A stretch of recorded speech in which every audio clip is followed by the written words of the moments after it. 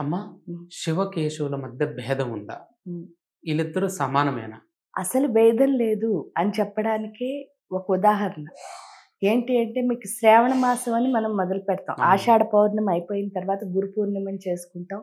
ఆ తర్వాత నుంచి చాతుర్మాస్య దీక్ష అని ప్రతి ఒక్కళ్ళు చేస్తారు. అవును. అది శివుడు భక్తులవ్వచ్చు, విష్ణుమూర్తి భక్తులవ్వచ్చు, అమ్మవారి భక్తులవ్వచ్చు ఎవరైనా. అవును. ఈ చాతుర్మాస్య దీక్షను మీరు చూసినప్పుడు కరెక్ట్‌గా ఆషాఢ మాసం అయిపోతుంది.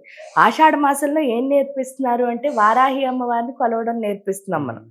ఎందుకు అంటే మీకు చెప్తున్నారు ఆవిడ దగ్గర ఇది ఉంది చూడండి నాగలుంది, అవును. ఇదుంది, అదుంది. ఏంటి ఇవంతా ఏంటి అంటే అప్పుడే తొలకరి వానలు ఎప్పుడైతే వస్తున్నాయో, ఈ తొలకరి వానలు రావడం వల్ల ఏమవుతోంది అనంటే అంటే మన జీవితంలో కొత్తదనాన్ని అంటే మనం పంటలు పండించుకోవడం ఇవన్నీ మార్పు. అక్కడ వారాహిని పెట్టడానికి కారణం ఏమిటి అంటే జ్ఞానం. వారాహి అంటే మనకి జ్ఞానాన్ని ప్రసాదించే జ్ఞానశక్తి. సో, జ్ఞానంతో ఏం చేశారో చూడండి శ్రావణ మాసానికొచ్చేసరికి. అక్కడ మనం గౌరీదేవిని, లక్ష్మీదేవిని కొలుస్తాం. అవును. ఎందుకంటే శ్రావణ శుక్రవారం రోజున లక్ష్మీ అమ్మవారిని కొలిస్తే మనం వచ్చేసరికి గౌరీదేవిని.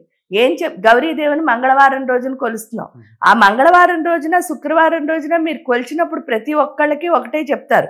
ఏమని అంటే ఇస్తినమ్మా వాయనం, పుచ్చుకుంటినమ్మా వాయనం అని చెప్పేసి వాయనాలు ఇచ్చుకోవడం అన్నది. ఎవరిస్తున్నారు అంటే పార్వతీదేవిని ఇస్తున్నాను. ఎవరికి ఇస్తున్నావు అంటే పార్వతీదేవికి ఇస్తున్నాం. ఓకే.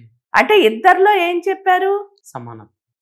ఒకళ్ళనొకళ్ళు గౌరవించుకోవడం. అంటే అందరిలోనూ దేవుడున్నాడని చెప్పడానికి మనకి ఇవన్నీ పెట్టి నీలో దేవుడున్నాడు అని చెప్పడం. పైగా మీరు చూస్తే చాతుర్మాస్య దీక్షలో ఎప్పుడైతే మొదలవుతుందో జ్ఞానం సంపాదించిన తర్వాత ఇక్కడ లక్ష్మికి గౌరికి పూజ చేసి చాతుర్మాస్యం ఫైనల్గా ఎండ్ అయ్యేది కార్తీక మాసం.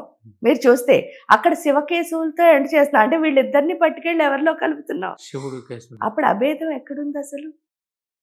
మనం భేదాన్ని చూస్తున్నాం కానీ భేదం ఎక్కడుంది? అక్కడ భేదం లేదు. అది అభేదమే.